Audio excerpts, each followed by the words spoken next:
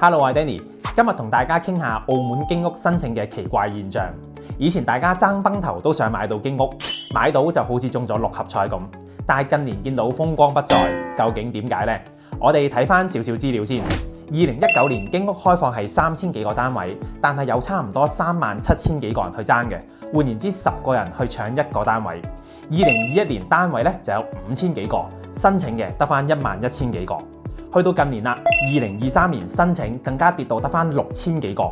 從數據上面可以睇到，經屋申請嘅數量係大幅減少嘅。點解供應多咗，需求反而大幅縮水呢？等我同大家分析下。第一點，經屋法嘅調整，經屋將永遠盛經，不具投資屬性。購買經屋之後咧，只可以按原嘅購入價賣翻俾房屋局，勸退咗想上車換樓嘅家庭。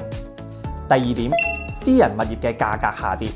舊年咧2024年嘅樓價同比翻2023年係跌咗6%嘅，而成交量係反而上升咗5%，價跌量升，因為大部分業主選擇降價出售。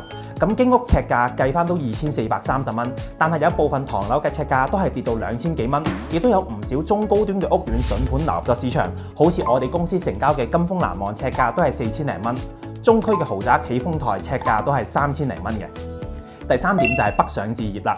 隨住近年大灣區嘅概念，澳車北上通關便利，內地嘅居住環境同埋樓價嘅優勢，帶動咗越嚟越多澳門嘅人去到大灣區置業。